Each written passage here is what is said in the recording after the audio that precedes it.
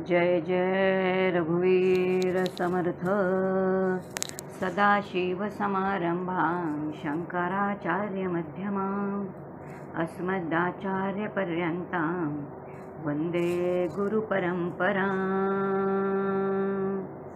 शुकासारिखे पूर्णवैराग्य जाचे, वशिष्ठा परिज्ञानयोगेश्वराचे, कवी वाल्मिका सारिखा मान्य ऐसा, नमस्कार माझा सद्गुरु रामदासा। कृपा कटाक्षाची किरणे मोहसमुद्राचे आटणे, घडे जय त्या श्रीकृष्णे वंदूतयाते। महारत्नपीठे शुभकान्तिमूले, सुखासीनमादित्यकोटिप्रकाशं, सदा जानकी लक्ष्मणोपेतमेकं, सदा रामचन्द्रं भजेऽहं भजेऽहं। मनोजवं मारुततुल्यवेगं, जितेन्द्रियं बुद्धिमतां वरिष्ठं, वातात्मजं वानरयूथमुख्यं, श्रीरामदूतं शरणं प्रपद्ये। जय जय रघुवीर समर्थ। प्रभू रामचंद्राच्या चरणी वंदन करते, हनुमंताला वंदन करते, समर्थांना वंदन करते, परमपूज्य सद्गुरू डॉक्टर काकांच्या चरणी वंदन करते। त्याचबरोबर ज्ञानेश्वरी अभ्यास वर्ग बुलढाणा यांच्यातर्फे श्रीरामनवमी प्रवचनमाला या प्रवचनमालेच्या आयोजक असणाऱ्या सौ माधुरीताई जोशी आणि श्रीयुत दिलीप जोशी, तसेच हरिभक्तपरायण अभिजित देशमुख आणि त्यांचे सर्व सहकारी कार्यकर्ते या सगळ्यांच्या चरणी या ठिकाणी वंदन करते। या प्रवचनमालेमध्ये 8 जण वक्ते आधी बोललेले आहेत की ज्याच्यामध्ये सविताताई आहेत, सगळेजण की जे परमपूज्य डॉक्टर काकांचेच अनुग्रहित आहेत, आणि त्याच्यामध्ये सविताताई आहेत, त्याचबरोबर डॉक्टर लुले आहेत, शमिका आहे, मोहन कुलकर्णी, त्याच्यानंतर सौ तेजस्विनीताई त्या ठिकाणी आहेत, नंतर अश्विनीताई काटे या आहेत, त्यानंतर श्री बगेकर बोललेले आहेत, आणि सौ सीमाताई पुण्याच्या इनामदार। या सगळ्यांनी रामवरती एकतर रामचिंतन, रामनामाचं चिंतन किंवा रामचरित्र चिंतन किंवा रामकथेतून काय घ्यायचं असं विविध प्रकारचं चिंतन काही आपण यांच्याकडून श्रवण केलेलं आहे। आणि त्यामुळे या सर्व जे वक्ते होते त्या सर्व वक्त्यांच्याही चरणी वंदन करते। जे श्रोते आहेत ते श्रोते जगदीश मूर्ती तुम्हालाही या ठिकाणी सप्रेम अभिवादन करते।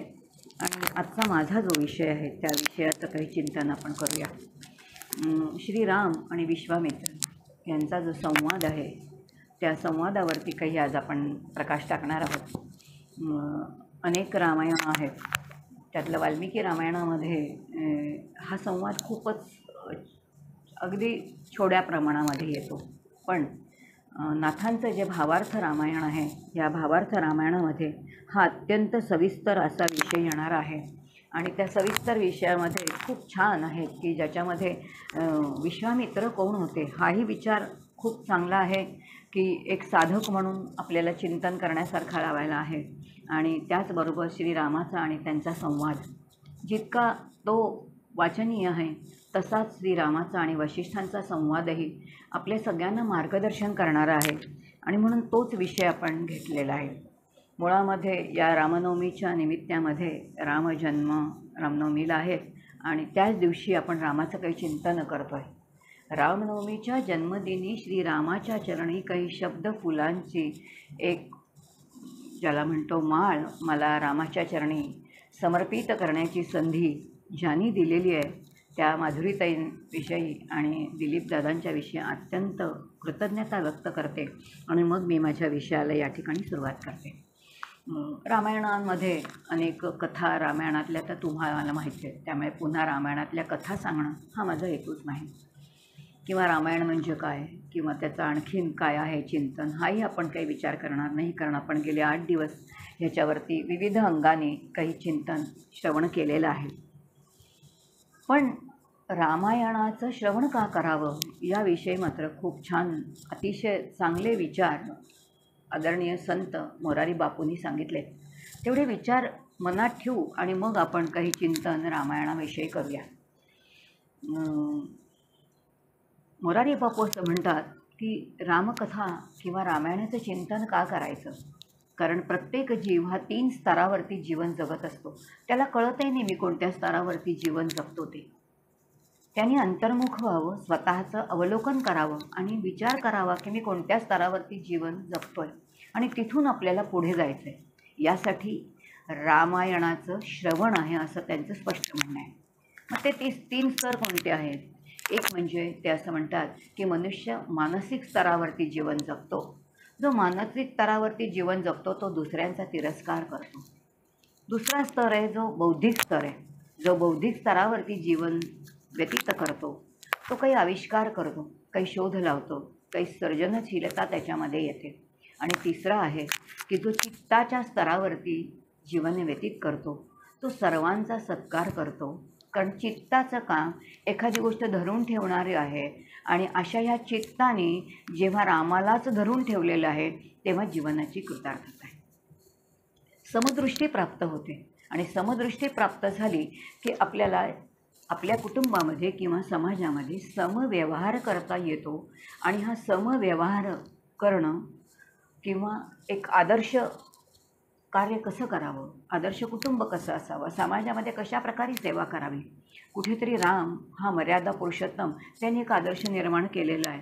आणि हे कशामुळे शक्य आहे तर चित्ताच्या स्तरावरती जेव्हा जीवन व्यतीत करतो म्हणजे चित्तामध्ये रामाला धरून ठेवलेलं आहे, रामतत्व धरलेलं आहे आणि मग कृती जी आहे ती कृती आपली समाजामध्ये कुटुंबामध्ये आहे. अशा प्रकारचं काही जीवनाची घडी बसवणं यासाठी रामकथा श्रवण आहे असं ते म्हणत आहेत. किंवा अगदी सोप्या भाषेमध्ये मावशी केळकरांचं सोपं वाक्य आहे, अगदी सोपं. मावशी केळकर तर या आपल्यासारख्या स्त्री होत्या की ज्यांनी समितीचं कार्य केले. पण त्या मावशी केळकर असं म्हणतात की रामकथा का श्रवण करायची? त्याचं साधं त्या असं म्हणतात, जगी आलास माणूस म्हणून जाताना जा देव होऊनी तुझीच करणी ठरविलं तुझला रावण वा श्रीराम. माझ्या करणीने मी राम होणार आहे की रावण व्हायचं हे माझ्या कर्माने ठरणार आहे. आणि म्हणून रामकथा श्रवण करा आणि मग त्यातून आपल्याला काय नेमकं घ्यायचं आहे ते घ्या. अशी ही रामकथा आहे. 7 कांडांमध्ये आहे. ही 7 कांडं म्हणजे साधकाच्या जीवनातले ते टप्पे आहेत. तिथपर्यंत तर आपण तो त्या ठिकाणी विचार करणार नाही. पण बालकांडामध्येच हा विचार येतो. कारण बालकांडामध्ये ही जी बालकं आहेत म्हणजे राम, लक्ष्मण, भरत आणि शत्रुघ्न हे चौघंही बालकं आहेत. आणि त्या बालक अवस्थेमध्ये जेव्हा हे थोडेसे यौवनामध्ये येत आहेत, 14-15 वर्षाचे आहेत, त्याच वेळेला तिथे त्यांचा कोणाशी भेट झालेली आहे तर ती विश्वामित्रांशी भेट झालेली आहे. आणि त्यामुळे हा जो विषय आपण घेणार आहोत तो बालकांडातला आहे. प्रत्येक कांडाचं एक वेगळं एक फल दिलेलं आहे. या बालकांडाचं फल खूप छान दिले बरं का. वाल्मिकी असं म्हणतात बालकांडाचं फल कोणतं असेल तर बालक जसं निष्पाप होतं, बालकाकडे समदृष्टी आहे, सगळ्यांकडे ते कुणाकडे जातं, त्याच्याकडे हेवे दावे काही नाही आहेत, त्याला पाहिजे तेवढंच ते घेतं, साठा करणं बालकाला माहिती नाही.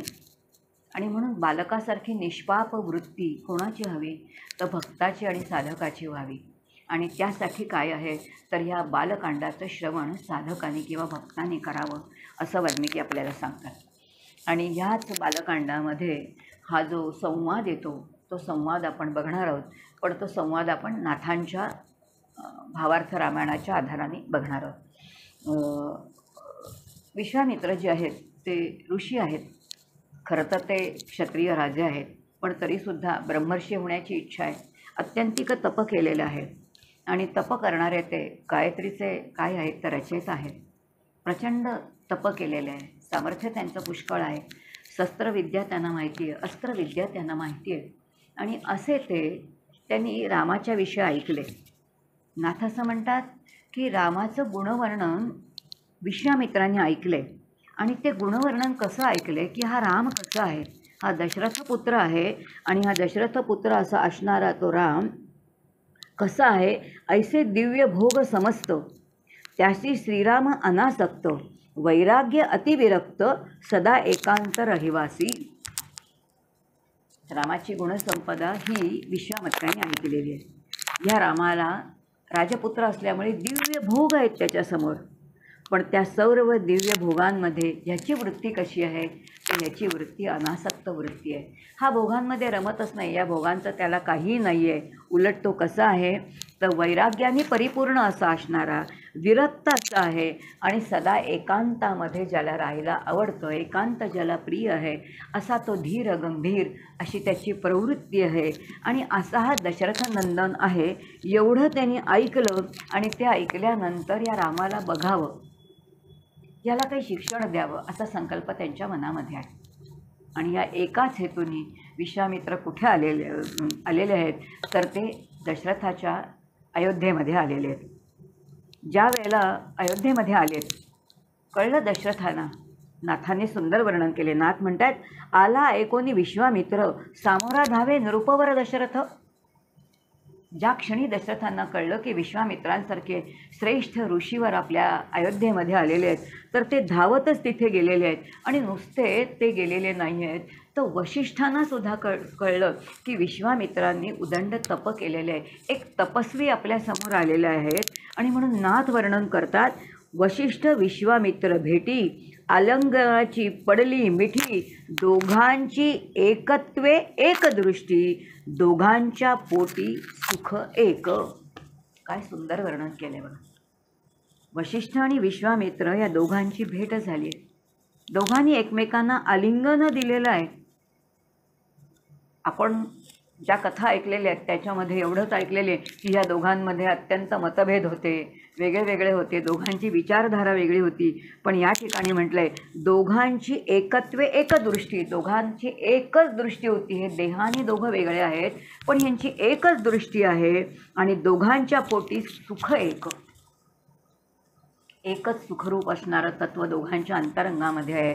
आणि त्या दोघांची एक दृष्टी कोणती आहे, फार सुंदर वाल्मिकी रामायणामध्ये याचं वर्णन केलं आहे. आणि ते म्हणजे दोघांचं कार्य एकच आहे, ते म्हणजे श्रीरामाला घडवायचं आहे.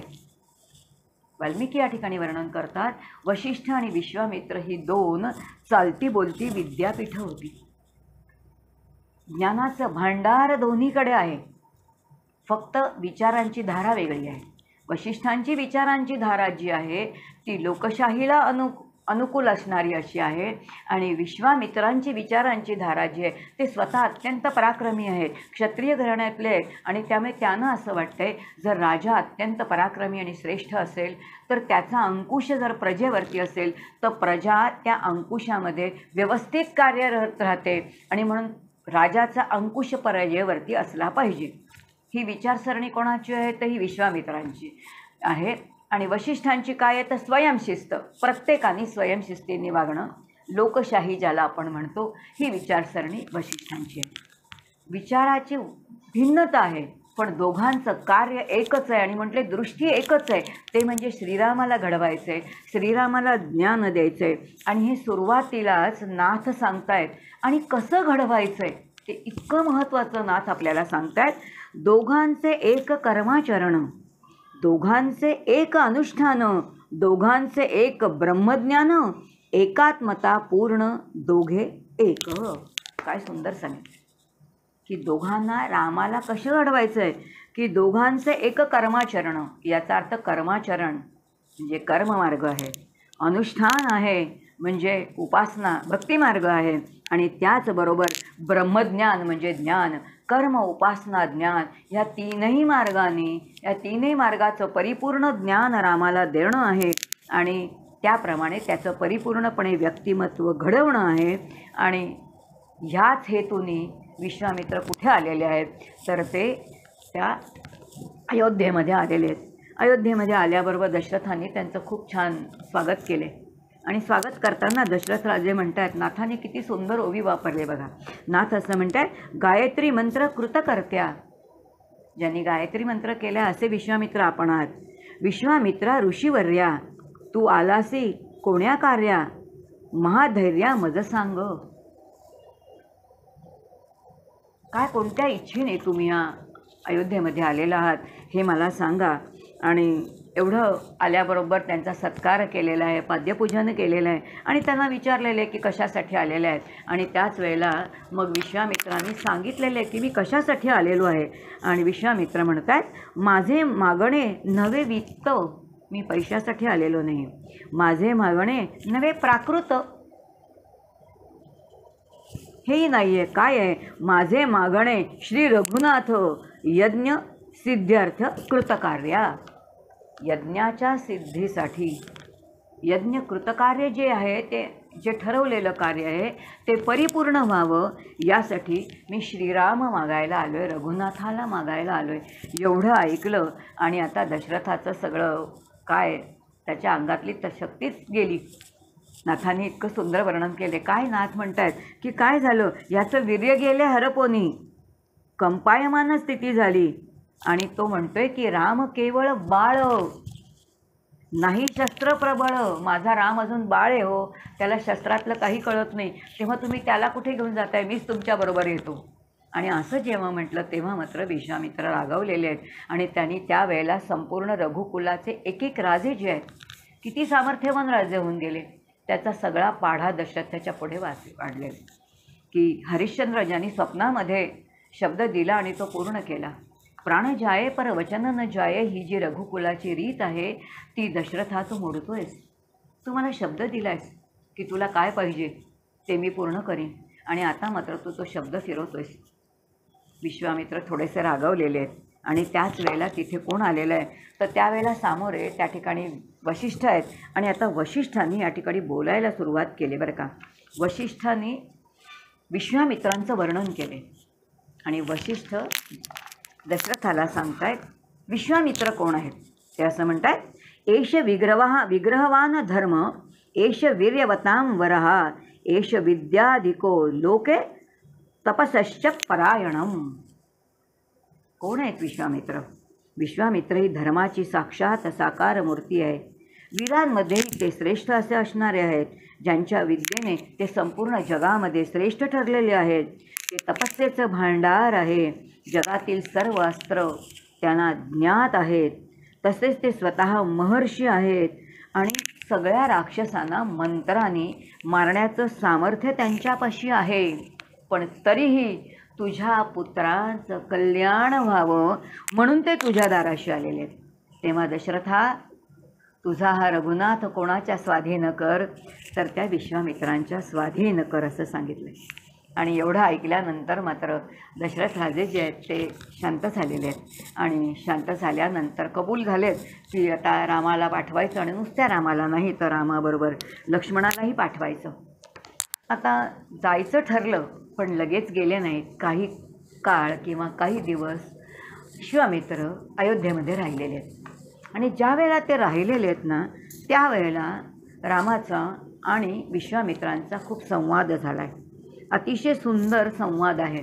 आणि त्या संवादातला काही विचार किंवा त्यातला बोध काय आहे तो आपण आज बघणार आहोत. खूप सुंदर आहे की राम विश्वामित्रांना अत्यंत नम्रतेने तो त्यांच्यापाशी गेलेला आहे. आणि राम म्हणतोय, राम म्हणे ऋषी समर्था, राम म्हणे ऋषी समर्था, काही पुसेन मनोगता, कृपा करावी कृपावंता. आपण कृपावंत आहात तेव्हा माझ्यावरती काही कृपा करा.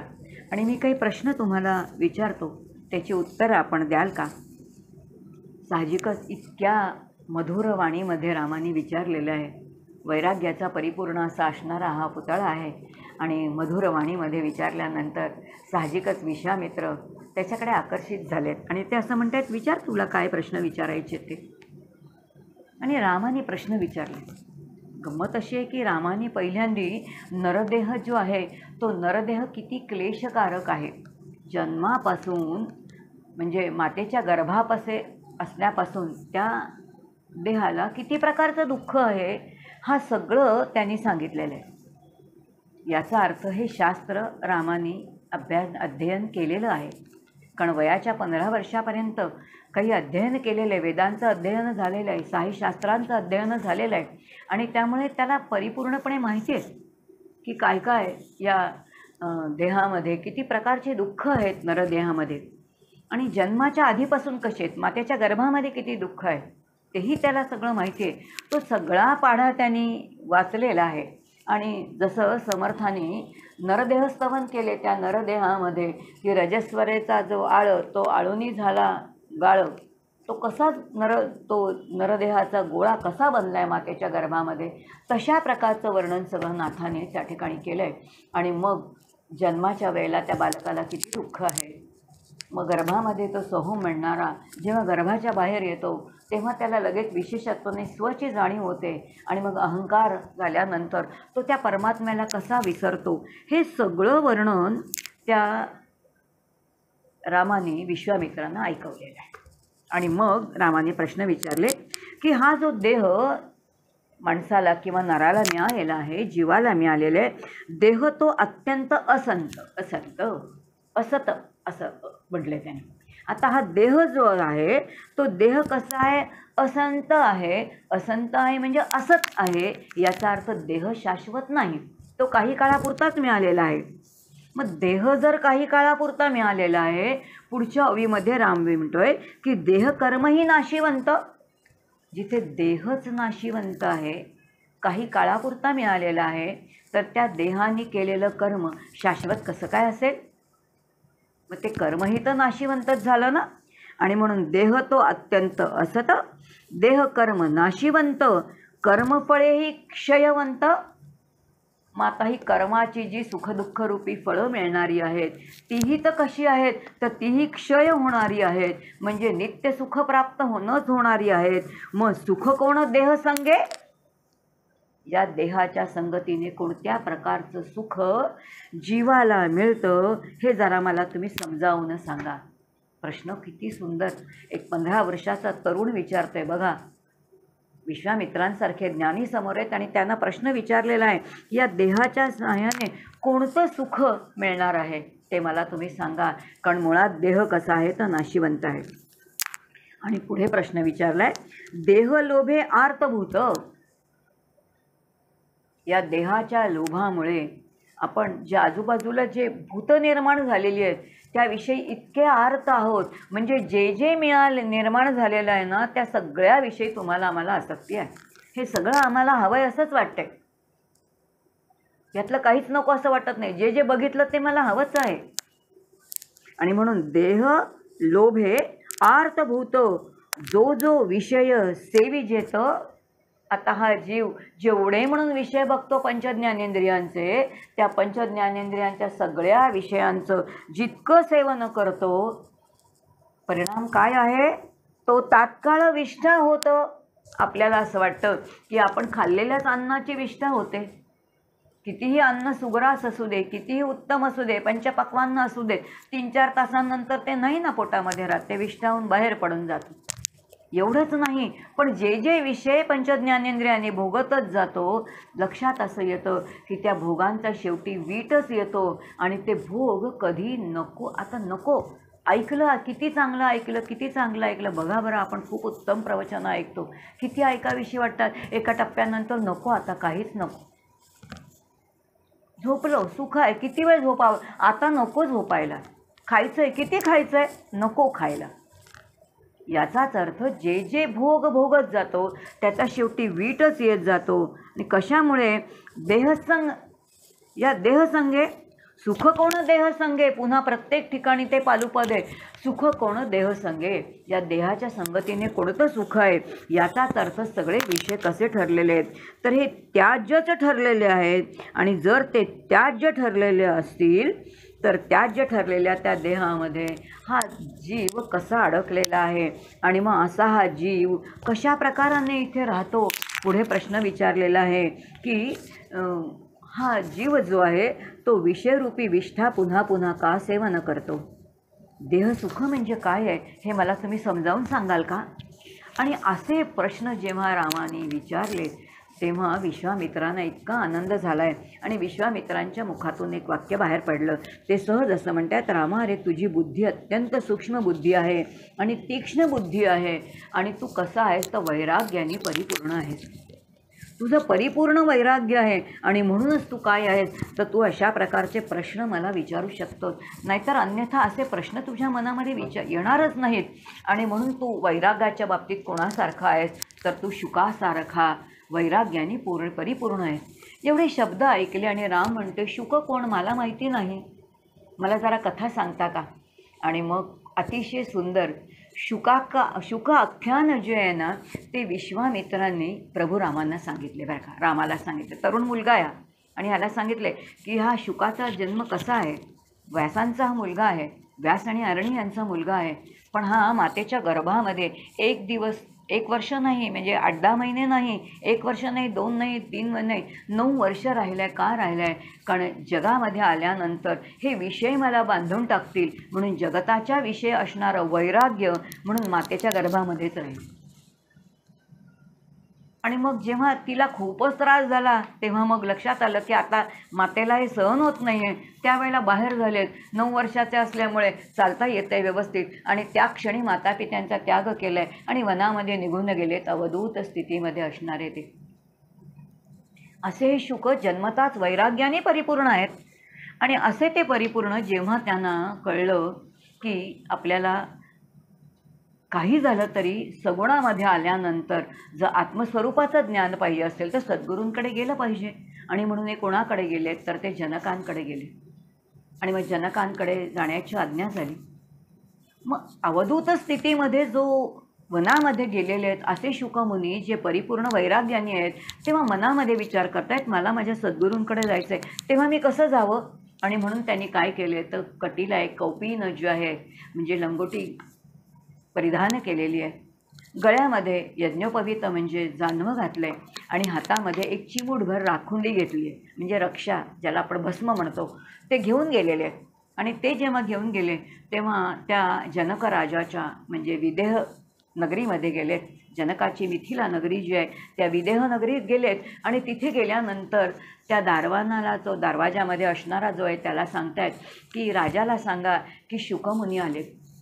त्या दारवानांनी निरोप दिला. जनकराजांनी परत निरोप पाठवला. त्यांना म्हणावं तुम्ही निस्संग होऊन परत या. शुकमुनींनी ऐकलं आणि ते म्हणतात मी निस्संग आहे, माझ्याजवळ काहीच नाही आहे, निस्संग असा असणारा मी आहे. आणि म्हणून पुन्हा जाऊन सांगा की निस्संग असे असणारे शुक जे आहेत ते शुकमुनी तुमच्या दर्शनाला आलेले आहेत. तो दारावरचा दारवान पुन्हा गेला, राजाकडे गेला आहे आणि राजाने सांगितलं सर्व संग सोडून त्यांना यायला सांगा.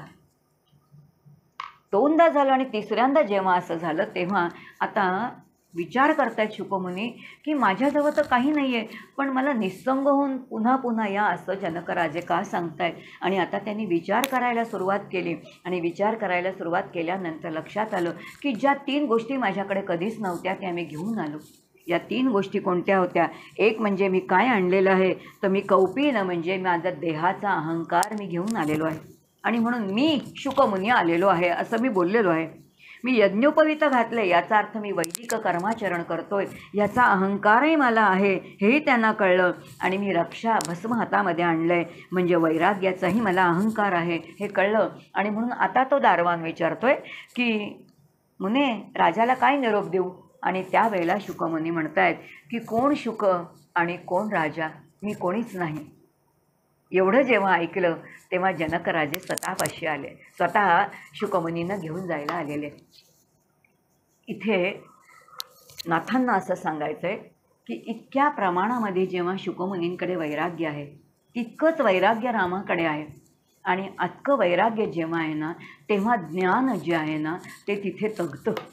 आणि म्हणून परमपूज्य डॉक्टर काकांच्या आत्मारामामध्ये समर्थांचा जो आत्माराम आहे त्यातलं एक खूप सुंदर वाक्य आहे की वैराग्याच्या भूमीमध्ये ज्ञानाला अंकुर फुटतात. साधक किंवा जो भक्त आहे त्याच्याजवळ वैराग्य हा गुण असलाच पाहिजे. ही कथा जी आहे कथेच्या निमित्ताने किती अहंकार आपल्याला असू शकतात. देहाचा अहंकार आहे पण मी शुद्ध कर्म करतोय, पुण्यकर्म करतोय, वैदिक कर्म करतोय याचाही अहंकार असू शकतो. आणि हा जर तिथे शुकमुनींकडे असेल तर काय तुमच्या आमच्या सामान्यांकडे नसेल काय. आणि म्हणून इथे आपल्याला सावध केले आणि सावध होऊन वैराग्य अंतरंगात मानायला शिकवले रामासारखं. आणि मग या ठिकाणी रामाने आता त्या वैराग्याने परिपूर्ण असणाऱ्या रामाने काय काय प्रश्न विचारलेत बघा. आता राम प्रश्न विचारतोय विश्वामित्रांना. पहिला प्रश्न विचारला हा देह कसा आहे. आता देह कसा आहे प्रश्न विचारला. त्याला माहिती नाही आहे का. त्यांनी तर शास्त्र सांगितलेलं ते सुरुवातीला देह कसा आहे, त्याला किती त्रास आहे. असं असलं तरीसुद्धा रामाने प्रश्न विचारला, देह कसा आहे? त्याबरोबर विश्वामित्र म्हणतात, हा देह कसा आहे? एक तर लक्षात घे, हा देह नश्वर आहे. देह तर शाश्वत नाही, पण ज्या जगामध्ये तो देह आहे ते जगही कसं आहे तर तेही शाश्वतच नाही. आणि म्हणून देह कसा आहे असं जर तुला सांगायचं असेल तर मला इतकंच सांगावं लागेल की हा कसा आहे तर हा जसा रज्जूवरती सर्प दिसणारा आहे तसाच तो आहे. तो तुम्हाला आम्हाला भासतोय, आपल्याला त्याचा काही अनुभव येतोय, पण तो सत्यत्वाने नाही.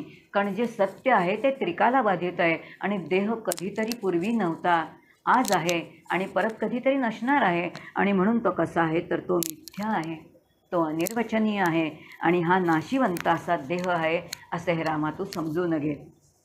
पहिला प्रश्न विचारला आणि आता त्यांनी प्रश्न पुढे विचारला आहे, मग ह्या देहामध्ये जीवाला सतत काय हवं असतं तर सतत सुख हवं असतं. आणि हे सुख कोणतं हवं असतं तर त्याला देहसुख हवं असतं. आणि देहसुख म्हणजे नेमकं काय आहे? देहसुख म्हणजे नेमकं काय आहे? मग देहाला सुख मिळतं का कुणाला सुख मिळतं? प्रश्न विचारला आहे. प्रश्न ऐकला आणि विश्वामित्रांना आनंद झाला आहे. ते म्हणतात की रामा किती सुरेख प्रश्न विचारलेस. वैराग्य असल्याशिवाय असे प्रश्नच विचारता येणार नाहीत. आणि म्हणून मी तुला सांगतो की देह म्हणजे काय आहे तर देह तर जडच आहे. आणि जड असणारा या देहामध्ये जी आपली इंद्रिय आहेत ती इंद्रियसुद्धा कशी आहेत तर ती जडच आहेत. पण जीव जेव्हा जन्माला येतो ना तेव्हा तो त्याच्या काही वासनांच्या साह्यानेच जन्माला येतो. आणि त्यामुळे त्याला विषयांचं सहज काय आहे तर आकर्षण आहे. आणि ही सगळी इंद्रिय जी आहेत पंचज्ञानेंद्रिय काय किंवा ती त्याच्या त्या विषयाकडे धावतच जातात. ती विधात्यांनी बहिर्मुखच बनवलेली आहेत, कठोपनिषद आपल्याला सांगतं, परांची खाणी असल्यामुळे. आणि त्या विषयांच्या आकर्षणामुळे ही सगळी इंद्रिय जी आहेत ती विषयाच्या निमित्ताने काय करतात तर ती त्या जगामध्ये जातात, नाना प्रकारचे भोग भोगतात. इच्छित विषय प्राप्त झाला की त्यांना आनंद होतो आणि मग विषयाच्या निमित्ताने सुख मिळतं. आणि विषयाच्या निमित्ताने सुख मिळाल्यानंतर काय घडतं? खरं तर विषय जे आहेत ते विषय जडच आहेत, इंद्रियही जड आहेत. पण इच्छित विषय प्राप्त झाला की बुद्धी क्षणकाल काही काळ स्थिर होते. आणि जी बुद्धी स्थिर होते ती अंतर्मुख होते. आणि ती अंतर्मुख झाली की त्या वृत्तीला आनंदाचं जे आहे ते थोडं भान होतं, आनंदरूप आत्म्याचं भान येतं. आणि मग आनंद मिळतो. आणि आनंद मिळाल्यानंतर जीवाला मात्र काय वाटतं की त्या विषयांनी मला आनंद मिळाला, पण विषय कधीच आनंद देत नाहीत किंवा इंद्रियही आनंद देऊ शकत नाहीत. मग तो आनंद कोणता असतो तर तो आनंद जो आहे तो आत्मस्वरूपाचाच आनंद म्हणजे आत्म्याचाच आनंद असतो. जीवाला आत्मसुखच विषयाच्या निमित्ताने मिळत असतं, पण त्याला मात्र ते कळत नाही, कारण त्याच्या ठिकाणी ते अज्ञान आहे, त्याला देहच सत्य वाटतं. आणि म्हणून देहसुख म्हणजे काय आहे तर देहसुख म्हणजे दुसरं काहीही नाही तर ते विषयांचं सुखच आहे. पण विषयांच्या निमित्ताने मिळालेलं त्याला आत्मसुखच आहे असं समजावून सांगितलं. आता एवढं सगळं ऐकलं आणि आता त्याचा पुढचा प्रश्न आहे, मग असं जर असेल तर मग हा जीव जो आहे तो जीव विषयरूप विष्ठा पुन्हा पुन्हा का सेवन करतो? त्याला हे विषय पुन्हा पुन्हा का खावेसे वाटतात? हे विषय जर अत्यंत त्याज्य आहेत, मग त्याज्य असताना तो पुन्हा पुन्हा ते का प्राशन करतो असा प्रश्न विचारला आहे. आणि मग त्या ठिकाणी सांगायला सुरुवात केली. ह्याचं कारण एकच आहे, कारण जेव्हा जन्माला येतो तेव्हा तो त्याच्या वासनेसकटच येतो. जन्म घ्यावा लागे वासनेच्या संगे नाथ महाराजांची चोवी. आता जीवाला हवे नको पण आहेत, हे हवं आहे ते हवं आहे, हे मला काही ना काहीतरी सतत आपल्याला हवं आहे. हे जे हवं पण आहे त्यालाच काम म्हटलेलं आहे. आणि हा काम जेव्हा अत्यंतिक प्रबळ होतो की तो येणं केनं प्रकाराने मला काम मिळालाच पाहिजे, माझ्या इच्छेची पूर्ती झालीच पाहिजे, इतका जेव्हा तो प्रबळ होतो तेव्हा त्या प्रबळ होणाऱ्या कामाचा अंतःकरणावरती ठसा उमटतो. आणि असा अंतःकरणाचा ठसा उमटला की त्याला वासना म्हणतात. आणि वासना ह्या जीवाच्या मध्ये असल्यामुळे ती पुन्हा पुन्हा काय करायला लावते तर ती जीवाला भोग भोगायला लावते. वास करून राहणारी ती आहे आणि जी जाता जात नाही तिलाच वासना म्हणतात. परमपूज्य मंदाते खूप छान दृष्टांत देतात. त्या असं म्हणतात की घरामध्ये आपण पूजेच्या वेळेला कधी मोगऱ्याची फुलं आणतो आणि एखाद्या डब्यामध्ये मोगऱ्याची फुलं ठेवतो झाकून. ती खराब होऊ नयेत म्हणून आणून ठेवलेली मोगऱ्याच्या फुलं डब्यात झाकून ठेवतो आणि फ्रीजमध्ये ठेवतो. दुसऱ्या दिवशी पूजा करताना ती फुलं काढतो, त्याचे हार करतो, देवाला घालतो. पण घरच्या गृहिणीला असा सहज अनुभव येऊन जातो की मोगऱ्याच्या फुलांचा डब्याला लागलेला वास 1, 2, 3 दिवससुद्धा तो जात नाही, डबा धुतला तरीसुद्धा. याचा अर्थ साध्या मोगऱ्याच्या फुलाचा वाससुद्धा जाता जात नाही. वास ना जातं असं त्या म्हणतात. त्या म्हणतात साध्या फुलांचा वास जायला 2-3 दिवस लागतात, तर जीवाच्या अंतःकरणावरच्या वासनांचे ठसे जे जन्मजन्माचे आपल्या अंतःकरणावरती आहेत ते काही सहजासहजी पुसले जातील का? ते नाही जात. आणि अशा या वासना ज्या आहेत त्या वासना असल्यामुळे मग अज्ञान त्या ठिकाणी आहे की आता मला काय होईल, जर मी विषयांचं सेवन केलं तरच मला सुख मिळेल आणि विषयांच्यामुळे सुख मिळेल असं त्याला जीवाला वाटतं. आणि म्हणून तो जीव पुन्हा पुन्हा काय करतो तर विषयांचं सेवन करत जातो. आणि जितकं विषयांचं सेवन करतो तितकं तो काय आहे तर त्याच्यामध्ये अडकतच जातो. विषय मिळाले नाहीत तरी दुःख आहे आणि मिळाल्यानंतर पण काय आहे तर दुःखच आहे असं म्हणतात.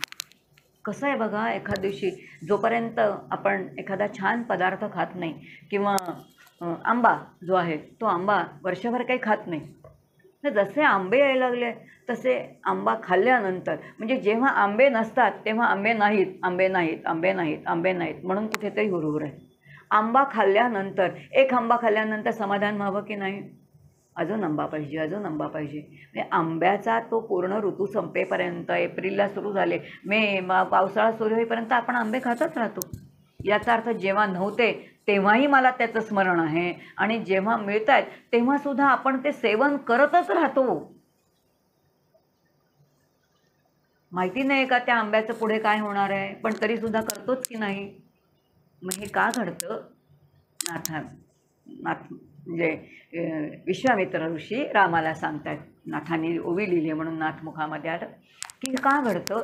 कारण का तर जीवाच्या अंतरी असणाऱ्या ज्या वासना आहेत ना त्या वासनांच्यामुळे विषयांनी मला सुख मिळेल असं वाटतं आणि म्हणून तो जीव पुन्हा पुन्हा काय करत राहतो तर त्या विषयांचं सेवनच करत राहतो. पुढचा प्रश्न रामाने विचारला आहे, मग असा हा जीव जो आहे तो सतत विषयांचं सेवन करत राहतो आणि मग त्याला हे दुःख आहे ते उदराच्या मातेच्या आहेच.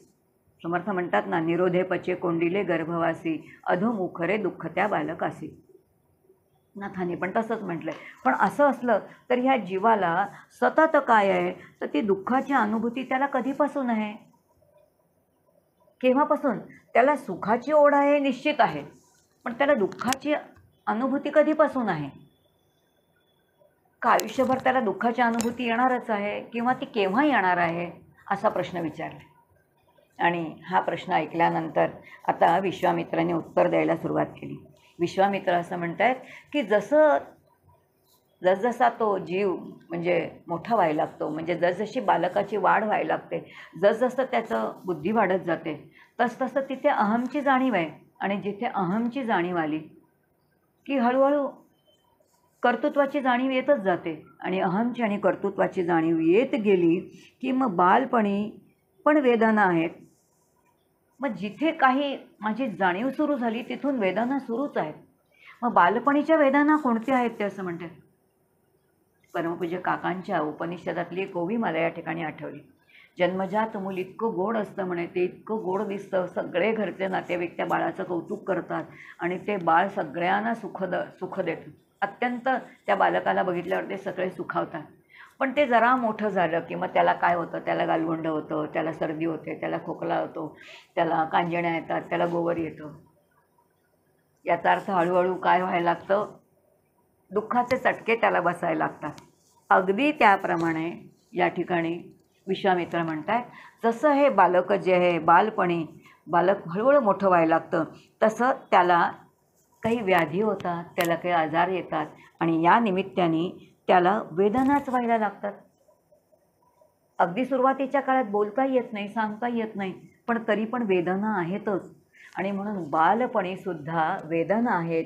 आणि त्या वेदना कोणत्या आहेत तर त्या व्याधीरूपाच्या आहेत.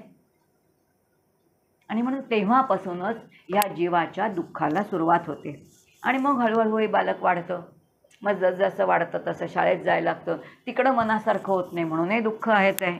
आणि मग तो यवनामध्ये येतं. यवनामध्ये आल्यानंतर वेगळ्या प्रकारचं दुःख आहे. मग हे दुःख कोणतं आहे तर सगळ्यात यवनामधलं दुःख कोणतं आहे तर अहंगंड. इतका अहम असतो यवनामध्ये, विलक्षण अहंकार आहे. आणि त्या अहंकाराचा तो फाजील अहंकार आहे. आणि त्या फाजील अहंकारामुळे तरुण जो युवक जे आहेत किंवा जे युवक आहेत ते कुणाचंही ऐकतच नाहीत. गमतीने परमपूज्य डॉक्टर काका नेहमी म्हणतात बघा की या तरुणांना एखादी गोष्ट करू नका सांगितलं तर ते मुद्दाम करणार. ते इकडे तिकडे लाथा मारणारच. हे मला करायचंच आहे म्हणून ते करणारच आहेत. याचा अर्थ तारुण्यामध्ये अहंगंड जो आहे तो अहंगंड अत्यंत जास्तो. लाथ मारीन तिथे पाणी काढीन असं काकांचं ते वाक्यच आहे. की ही जी युवा पिढी काय म्हणते की मी लाथ मारीन तिथे पाणी काढेन, मला कोणी काही सांगू नका, मला पाहिजे ते मी करीन. याचा अर्थ कुणाचं ऐकणंच नाही. लहानपणी माता पित्यांचं ऐकणारी मुलं नंतर ती एकदम बदलतात आणि वेगळी होतात. का? कारण तिथे अहंगंड निर्माण होतो. आणि जिथे अहंगंड निर्माण झाल्यानंतर ती कळत नकळत सगळ्यांना दुखवत जातात. आणि जेव्हा ती इतरांना दुखवत जातात तेव्हा त्यांच्या पदरी दुःखाशिवाय दुसरं काहीच येत नाही. म्हणजे मग इथे यांच्या दुःखाला सुरुवातच होते. कारण पेरिले ते उगवते. साधा तसा प्रतिसाद आहे. साधाचा प्रतिसाद तसाच असणारे, दुसरा नाही. समर्थ म्हणतात अरे लकारे उत्तरे, अहो लकाहो उत्तरे. अहंकाराने असणारा तो युवक जो आहे, ते यौवन जे आहे त्याला काय सुख मिळणार आहे. आणि अहंकाराचा परिणाम म्हणून पुन्हा काय आहे तर कुठेतरी एकटेपणा आहे, कुठेतरी तरकटपणा आहे, कुठेतरी हेकटपणा आहे. हे सगळे दुर्गुण अंगाला येऊन चिकटत जातात. आणि ह्याच्यामुळे मिळणारं जे दुःख आहे ते मिळतच जातं. आणि आजच्या स्पर्धायुक्त जीवनामध्ये तर या तरुणांना काय आहे, किती अवघड आहे त्यांचं. आपल्या काळामध्ये तर एवढ्या स्पर्धा नव्हत्या. जेव्हा आपण थोडे तरुण होतो त्यावेळेला निदान ॲडमिशन्स पटकन मिळत होते. आज ॲडमिशनपासूनच सगळीकडूनच स्पर्धा, जीवघेणी स्पर्धा आहे. काय सुख आहे हो तिथे? तिथे दुःखच आहे. आणि म्हणून दुःख कधी आहे? यौवनामध्येही दुःख आहे.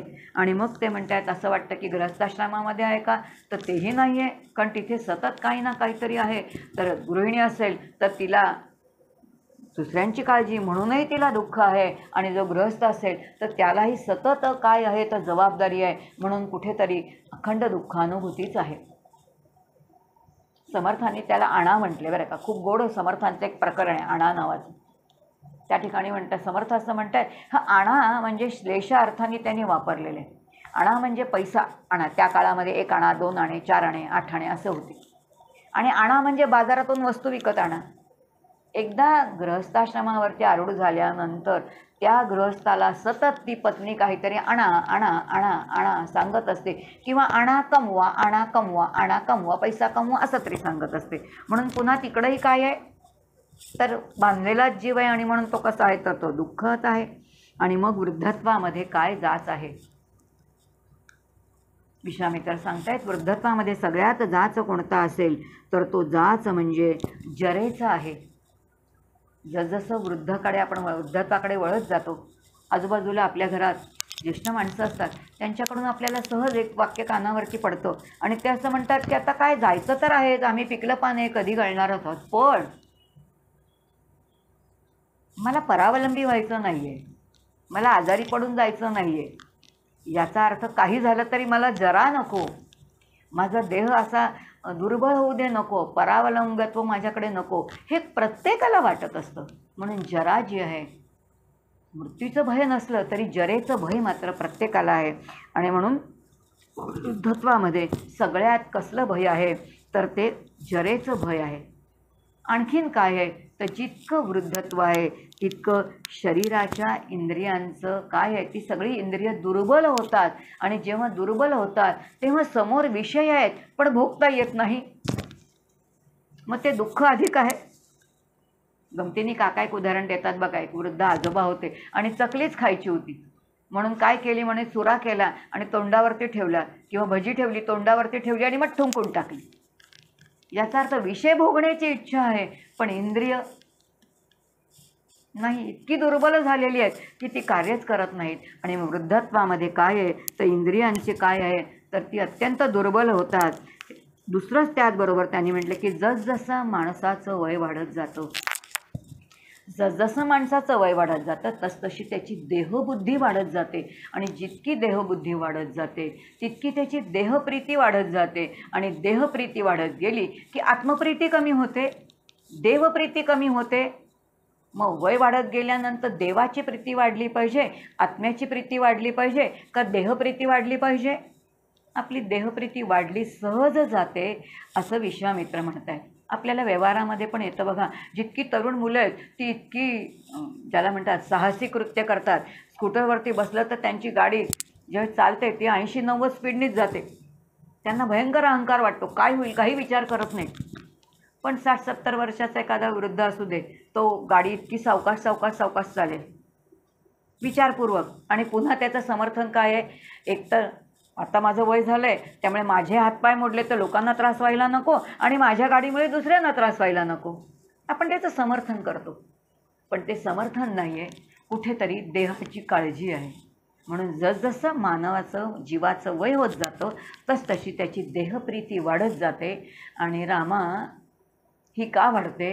कारण का तर ते विषयांचीच आसक्ती आहे, म्हणूनच देहाची प्रीती वाढते. मग ती कोणती प्रीती वाढली पाहिजे तर ती देवप्रीती वाढली पाहिजे, आत्मप्रीती वाढली पाहिजे असं सांगितलेलं आहे. आणि पुढे त्यांनी सांगितलं आहे की वैशिष्ट्य असं आहे की जितकं वय वाढत जातं ना तितका अहंकार वाढतच जातो, तो कमी होतच नाही. बघतो ना आपण घरामध्ये काही वृद्ध असतात ते त्यांचं काही सोडतच नाहीत. आमच्या काळामध्ये असं होतं, हे असंच झालं पाहिजे. किती सांगितलं समजावून की नाही आता जरा बदलूया ना आपण, ते नाही बदलायला तयार होत. ते का बदलायला तयार होत नाहीत? कारण त्यांच्या डोक्यामध्ये तेच असतं की जे आम्ही केलेलं आहे तेच बरोबर आहे. म्हणजे जसजसं वय होत जातं तसतसा अहम जो आहे तो अधिक वाढत जातो, वर्धित होतो. आणि तो वर्धित होतो तो अहंकार नाहीसा करण्यासाठीच काय आहे तर रामायणाचं वाचन, रामनाम कशासाठी आहे? काय शाश्वत आहे? देह शाश्वत नाही आहे ना, म्हणजे शाश्वत तत्व आहे त्याला धरायचं आहे का देहाला धरायचं आहे? देहाला धरलं की अहंकार वाढणार आहे. जरा आली की तिथे हे सगळं आलेलं आहे. आणि पुढचा दोष इतका सत्य सांगितलेलं आहे, आपल्याला पटतं. त्यांनी असं म्हटलं आहे, विश्वामित्र म्हणतात रामा लक्षात घे, वृद्धत्वामध्ये आणखीन एक दोष जो आहे ना तो कोणता असेल तर या वृद्धत्वामध्ये निंदेचं प्रमाण फारच वाढतं. निंदा, दुसऱ्यांची निंदा करणं इतकी सहज होतं. आणि जेव्हा निंदेचं प्रमाण वाढलेलं असतं तेव्हा निंदा आणि आत्मस्तुती या एकाच नाण्याच्या दोन बाजू आहेत. म्हणून मी करते ते योग्य आहे आणि दुसरा करतोय तो अयोग्यच आहे. हे निंदेचं सहज प्रमाण जो आहे, दृष्टी सदोष म्हणजे काय, सगळे दोषच दिसतात, बाकी काहीच दिसत नाही. हे कशामुळे घडतं तर जरेमुळे घडतं. जसजसं वय वाढत जातं तसं हे सगळे दोष जीवाच्या ठिकाणी येत जातात. आणि ते येऊ नयेत म्हणून काय आहे तर काही स्वतःच्या देहाचं चिंतन आहे, आत्मानात्म विचार आहे. आणि आत्मानात्म विचाराच्या साह्याने काय आहे तर जीवन व्यतीत करणं आहे. आणि हे सगळे रामाचे प्रश्न ऐकलेत त्यांनी. आणि आता विश्वामित्र म्हणतात रामा अरे तू असे प्रश्न विचारलेस की ते प्रश्न विचारल्यानंतर मला असं कळलं की तू मुळामध्ये वैराग्याने परिपूर्णच आहेस आणि त्यामुळे आता तू सद्गुरू करावास. बघा विश्वामित्र सांगतायत रामा मला असं वाटतंय की तू सद्गुरू करावास. मग राम म्हणतोय की मी तर तुमच्यासमोरच प्रश्न विचारायला बसलोय, तुम्हाला विचारताय, तुम्ही तर ऋषी आहातच, तेव्हा तुम्हीच का नाही मला गुरु म्हणून, म्हणजे मी तुम्हाला स्वीकारतो, तुम्ही माझा शिष्य म्हणून नाही का स्वीकार करणार? तेव्हा ते म्हणतात नाही, मी तुझा गुरु नाही होऊ शकणार. तुला कोणाकडे जायचं आहे गुरु म्हणून तर तुला वशिष्ठांकडे गुरु म्हणून जायचं आहे आणि तिकडेच तू जा असं विश्वामित्रांनी सांगितलेलं आहे. त्या लक्षात घ्या, इथे विश्वामित्रांचाही मनाचा मोठेपणा आहे बरं का, की तू वशिष्ठांकडे जा. कारण का तर दशरथाचं जे रघुकुल आहे त्या रघुकुलाचे जे सल्लागार आहेत, जे गुरु आहेत, तर तुमचे कुलगुरू तेच आहेत. आणि म्हणून तेच तुला काय करतील तर ते तुला त्या ठिकाणी काय करणार आहेत तर तुला बोध करतील. आणि रामाला विश्वामित्रांनी वसिष्ठांकडे पाठवलेलं आहे. आणि मग राम अगदी मोकळेपणाने गेलेला आहे, वसिष्ठांच्या चरणी गेलेला आहे, त्यांना साष्टांग दंडवत घातलेला आहे. आणि मग त्यांनी सांगितलं आहे की मी आत्ता विश्वामित्रांशी त्यांचा जो जो काही संवाद झाला आहे तो सगळा संवाद सांगितला आहे. आणि मग त्यांनी विचारलं आहे की हा तर आमचा एवढा संवाद झाला, मला विश्वामित्रांनी संपूर्ण शुकांचं जे आख्यान आहे ते सांगितलं. आणि मग जीवाच्या ठिकाणी कसं कर्तेपण असतं, कसा त्याचं काय आहे, तर त्याच्यात किती अहंकार असतो, हे सगळं मला सांगितलं आहे. तर आता मला तुम्ही शिष्य म्हणून स्वीकारा, तेव्हा मी पहिल्यांदी काय साधन जीवानी करायचं आहे ते सांगा, प्रश्न विचारला. आणि मग त्यांनी अगदी साध्या सोप्या साधनापासून सांगायला सुरुवात केली बरं का. वसिष्ठांनी साध्यापासून सांगायला सुरुवात केली. आणि ते म्हणत आहेत बघा, जीवांनी दररोज पहिल्यांदी काय केलं पाहिजे, ते त्रिशुद्धी केली पाहिजे, ज्याला आपण त्रिकाल संध्या म्हणतो ना, तशी त्रिशुद्धी केली पाहिजे. राम विचारतोय त्रिशुद्धी म्हणजे काय.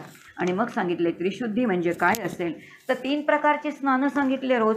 मग ही 3 प्रकारची स्नानं म्हणजे काय असतील तर एक शरीर शुद्ध करायचं असेल तर आपल्याला स्नान केलं पाहिजे. मन शुद्ध करायचं असेल तर आपल्याला प्रार्थना म्हटली पाहिजे. आणि बुद्धी जर शुद्ध करायची असेल तर आपल्याला स्वाध्याय केला पाहिजे. अभ्यास नाही सांगितले बरं का, म्हणजे शुद्धीच्या संदर्भात सांगितले. बुद्धी जर सूक्ष्म करायची असेल तर स्वचं अध्ययन, स्वाध्याय, स्व मी कोण आहे याचं तर चिंतन केलं पाहिजे असं सांगितलेलं आहे. आणि मग इथून वसिष्ठांनी रामाला बोध केलेला आहे. एक तो शेवटचा थोडा बघू, कारण हा बोध विश्वामित्रांनी केलेला बोध असो किंवा प्रश्नोत्तरातून असो, तो साधकांसाठी किंवा भक्तांसाठी अतिशय उपयोगाचा आहे. कारण आपल्याला जेव्हा साधन करायचं आहे तेव्हा या देहातून बाहेर, म्हणजे मी जे माझा देहाचा अहंकार आहे, माझा कर्तृत्वाचा अहंकार आहे, या सगळ्यातून आपल्याला सहज बाहेर पडायचं आहे. आणि मग यासाठी आपल्याला आत्मानात्मविवेक आहे, विचार करायचा आहे, किंवा नामसाधनेसारखं साधनं दिलेलं आहे. हे सगळं काय आहे, हा सगळा विचार या ठिकाणी या दोघांनी मिळून समजवून दिलेला आहे. आणि मग आता राम कोणाकडे आलेला आहे तर वसिष्ठांकडे आले. वसिष्ठांकडे आल्यानंतर वसिष्ठांना आता रामाची पूर्ण गुणसंपदा जी आहे ती ठाऊकच आहे.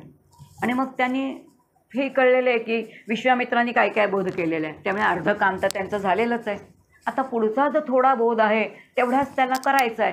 आणि आता वसिष्ठांनी रामाला बोध करायला सुरुवात केली. आणि वसिष्ठांनी सांगायला सुरुवात केली, रामा लक्षात घे पहिल्यांदी काय आहे की माणसाला किंवा जीवाला नरदेह जे मिळालेलं आहे ते मोठं काय आहे तर एक मोठं घबाडच मिळालेलं आहे. समर्थांसारखीच भाषा आहे बरं का या ठिकाणी, की काहीतरी मोठं एक यंत्र मिळालेलं आहे आणि त्या यंत्राचा परिपूर्णपणे वापर केला पाहिजे. वाल्मिकी रामायणामध्ये पण असाच श्लोक आपल्याला दिसतो. आणि शब्द वापरलाय असाच की नरदेहरूपी मला यंत्र मिळालेलं आहे, या यंत्रामध्ये मला परमात्मे स्वरूपाचं नामरूपी एक मंत्र आहे, त्या मंत्राचं स्मरण करायचं आहे. आणि मंत्राचं स्मरण करून त्या मंत्र कसा म्हणायचा त्याचं तंत्र जाणून घ्यायचं. आणि त्याच तंत्राबरोबर मी प्रत्येक कर्म कसं करायचं तेही तंत्र जाणून घ्यायचं. आणि म्हणून यंत्र, मंत्र आणि तंत्र या 3ही गोष्टी जीवानी समजून घेतल्या पाहिजेत. किती सुंदर विचार आहे बघा, की आपल्याला मिळालेलं शरीर एक यंत्र आहे, याच यंत्रामध्ये जो यंत्री आहे त्याचं नाम घ्यायचं आहे आणि म्हणून त्या नामाचा मंत्र करायचा आहे. याचा अर्थ मंत्र वैखरीने म्हणायचा आहे, त्याचं चिंतन करायचं आहे. मननात त्रायते इति मंत्र म्हणून त्याचं मंत्राचं चिंतन करायचं आहे. आणि त्याच्याच साह्याने कर्म कसं करायचं त्याचं तंत्र जाणून घ्यायचं. म्हणून नामाचंही तंत्र आहे, कर्माचंही तंत्र आहे. हे सगळं तंत्र कोणी जाणून घ्यायचं आहे तर जीवानी जाणून घ्यायचं आहे. आणि ह्या सगळ्याचा उपयोग या यंत्र, तंत्र आणि मंत्राचा पुरेपूर उपयोग जीवानी केला पाहिजे असं कोण सांगते, वसिष्ठ रामाला सांगताय. आणि मग ते असं म्हणतात की याच शरीरामध्ये काय काय आहे, मन आहे, बुद्धी आहे, चित्त आणि अहंकार आहे. आणि ही त्यांची प्रत्येकाची कार्य जी आहेत अंतःकरणाची, ही सगळी अंतःकरण म्हणजे आतली इंद्रिय आहेत, यांची नावं आणि यांचा व्यापार काय काय आहे, यांचं कार्य काय काय आहे ते समजून घे. कारण अनुभव कोणता द्यायचा आहे, आता समाधीचाच अनुभव द्यायचा आहे, निर्विकल्प समाधीचा अनुभव द्यायचा आहे. आणि निर्विकल्प समाधीचा अनुभव द्यायचा असेल तर हा सगळा प्रांत हळूहळू मागे टाकायचा आहे. स्थूलदेह, सूक्ष्मदेह, कारणदेह, महाकारणदेह हे सगळे ओलांडायचे आहेत. आणि म्हणून ह्या सगळ्यांचं कार्य काय काय आहे हे सगळं समजून घे, यांचे व्यापार काय आहेत ते समजून घे. आणि आता चित्त म्हणजे काय ते समजून घे. आता बघितलं चित्ताचं काम काय, अवधारणात्मक वृत्ती धरून ठेवणं एखादी गोष्ट, हे चित्ताचं काम आहे. कारण मन तर वायुतत्वाचं फिरत राहणारच आहे, सतत संकल्प विकल्प करणार आहे, बुद्धी निर्णय देणारी आहे. म्हणून या दोन्हीच्या साह्याने काय करता येणार नाही. मग चित्ताच्या साह्याने काय कर, तर चित्ताच्या साह्याने काय कर, तर देवाला धरून ठेव किंवा ब्रह्मतत्वाला धरून ठेव. या चित्तामध्ये देहभाव नको. म्हणून अंतःकरणातून देहभाव काढून टाकला पाहिजे. आणि चित्त कुठं केंद्रित करायचं आहे. वशिष्ठ ऋषी जे आहेत ते योगमार्गाचे अत्यंत अधिकारी आहेत. आणि म्हणून ते सांगतायत चिन्मात्रावरती. चिन्मात्रा, चित जे निरपेक्ष ज्ञान असं जे काही आहे ते चिन्मात्र, मात्र म्हणजे केवळ, बस जे केवळ ज्ञान स्वरूप असं चित्त आहे त्या चिन्मात्रावरती चित्त काय करायचं आहे तर केंद्रित करायचं आहे. याचा अर्थ अखंड कसलं अनुसंधान करायचं आहे, कसला निधिध्यासन करणार, तर ते चिन्मात्र जे आहे त्यावरती चित्त काय करायचं आहे तर केंद्रित करायचं आहे. आत्मपुरुषार्थी जो आहे, जो आत्म्याचा अनुभव घेणारा जो कोणी आहे त्या पुरुषाने काय करायचं आहे, कौशल्याने अतिशय एकीकडे योगसाधना करायची, एकीकडे ज्ञानसाधना करायची. पण लौकिकामध्ये मात्र सगळ्यांना भक्ती मार्गाला लावायचं आहे. म्हणजे बहिरंगामध्ये भगवंताची, परमात्म्याची भक्ती करणं आहे. किती महत्त्वाचं सांगितलं आहे बघा. बहिरंगामध्ये भक्ती करणं आहे, अंतरंगामध्ये ज्ञानसाधना करणं आहे, अंतरंगामध्ये योगसाधना करणं आहे. पण बहिरंगामध्ये भक्तीशिवाय काहीच करायचं नाही. आणि म्हणून आजूबाजूला जेवढे राम राजा आहे, जाणीव आहे त्यांना. आणि म्हणून एका राजाला केलेला उपदेश आहे बरं का वशिष्ठांनी. काय म्हणतायत की तुझी जी प्रजा आहे तुझ्या जवळ त्यांना काय करायचं आहे, तुझ्या आजूबाजूचे जे सगळे आहेत त्यांना, त्या सगळ्यांना भगवत मार्गास लावावं. आणि त्यांच्यामध्ये आस्तिक्य जे आहे ते आस्तिक्य त्यांच्यामध्ये जास्तीत जास्त वाढेल अशा प्रकारचे विचार त्यांना द्यावे. आस्तिक्य याचा अर्थ परमात्मा आहे हा भावच, आस्तिक्य असणे. हे प्रत्येकामध्ये तुला जाणीवपूर्वक काय आहे तर देता आलं पाहिजे. हे तू सगळं कर असं सांगितलेलं आहे. आणि मग सांगितलं मनाचं कार्य काय आहे. खूप सुंदर सांगितलं बरं का, अतिशय छान. या मनाचं कार्य काय आहे. खरं तर मन वायुतत्वाचं आहे, पण तरी पण मनाच्या निमित्ताने बुद्धीच्या साह्यानेच ते करायचं आहे. पण किती सुंदर सांगितलं आहे, मनाच्या साह्याने मनाचं कार्य समजून घे. आणि साधनकाळी मनाने मनाला सावध करावे. माझं मन जर सतत पुन्हा विषयाच्या निमित्ताने बाहेर जायला लागलं तर त्या मनानेच काय करायचं आहे तर सावरायचं आहे. मनाने मनाला सावध करावं, मनाने मनाचं निर्दालन करावं. याचा अर्थ मनाचं मनपण म्हणूनच काढून टाकावं. मनाने मनाचं निर्दालन करणे. परमपूज्य मंदाताई खूप छान सांगतात, मनात वाटलं ना शिरा खावासा तर मनाला सांगा की तुला शिरा खावासा वाटतोय, दिलाच नाहीस ना तर तू काय होईल ते शिरा करत बशील. त्यापेक्षा 2-4 दिवसांनी काय करावं, घरामध्ये काहीतरी एखादी देवाची पूजा करावी, एखादी पोथी वाचावी. आणि मग त्या निमित्ताने काय करावं तर शिऱ्याचा प्रसाद करावा आणि तो देवाला दाखवावा आणि प्रसाद ग्रहण करावा. जर प्रसाद म्हणून जेव्हा आपण ग्रहण करतो ना तेव्हा तो बांधून टाकत नाही, तो आपल्याला मुक्त करतो, मोकळा करतो. पण विषय जर आपण तो शिरा म्हणून खाल्ला तर तो मला बांधून टाकतो. मनाने मनाचं केलेलं निर्दालन वशिष्ठ सांगतायत आम्हाला.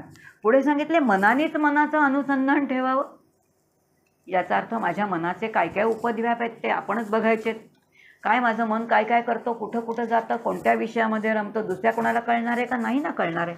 हे सगळे मनाचे उपद्व्याप मनालाच कळणार आहेत. आणि म्हणून सर्व विश्व जे आहे ते ब्रह्ममय आहे, हेच पारमार्थिक सत्य आहे समजून घे. आणि विश्व मनोमय आहे हे पहिल्यांदा समजून घे. संपूर्ण विश्वाचं काय आहे, मनोमन विश्व आहे, मनोरचित आहे. म्हणून विश्वाला आधार कोण आहे तर माझ्या मनामुळे त्याला आधार आहे. हे मनोरचित आहे आणि म्हणून त्याला सत्यत्व नाही हे समजून घे. आणि मग त्यानंतर भ्रांतीचं मूळ काय आहे ते सांगितलेलं आहे. अहम भावना हेच भ्रांतीचं मूळ आहे सांगितलेलं आहे. आणि हे सगळं सांगितल्यानंतर मग समाधी म्हणजे काय ते सांगितलं आहे. आणि एकदा समाधीचा अनुभव आल्यानंतर मग तो कसा वागतो.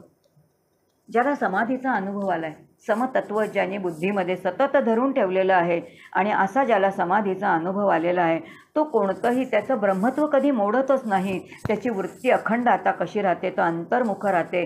ब्रह्मस्वरूपामध्ये किंवा आत्मस्वरूपामध्ये ज्याची वृत्ती नित्य रममाण झालेली आहे, असा जो कोणी आहे, असा तो, त्याचं काय आहे, त्याचं वैशिष्ट्य काय आहे. जगामध्ये जरी विरोधी कर्माचरण दिसलं तरी जो विरोधी कर्माचरण करणारा आहे त्यातलं चैतन्य घन तत्व तो पाहतो आणि तो स्वतः समाधानी राहतो.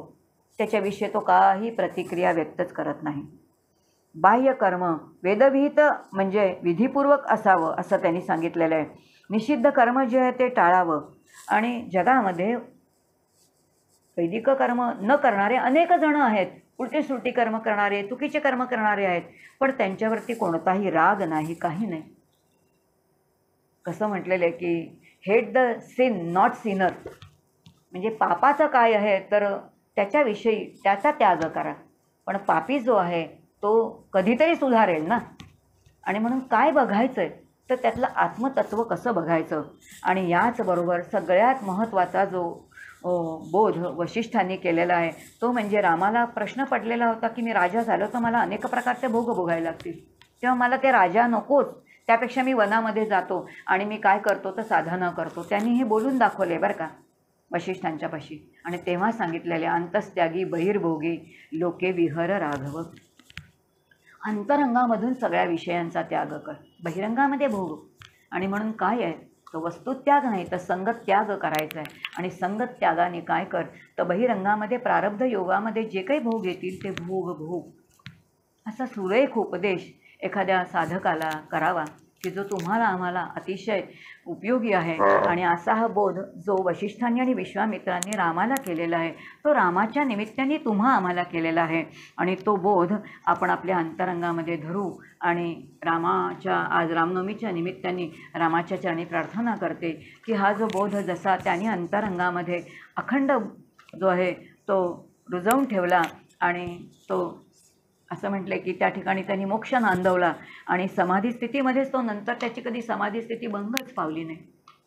तशी ही जी काही बुद्धी आहे आपली ती अत्यंत बुद्धी स्थिर हो आणि तसा अनुभव तुम्हा आम्हाला येऊ अशी रामाच्या चरणी प्रार्थना करते. आणि ही सगळी केलेली सेवा जी आहे ती प्रभू रामचरणाच्या चरणी आणि ज्यांच्या कृपेने मला ही सेवा मिळाली त्या आदरणीय माधुरीताई आणि त्याचबरोबर दिलीपदादा, अभिजितदादा या सगळ्यांच्या चरणी समर्पित करते आणि इथेच थांबते. जय जय रघुवीर समर्थ राजाधिराज प्रभू रामचंद्र महाराज की जय.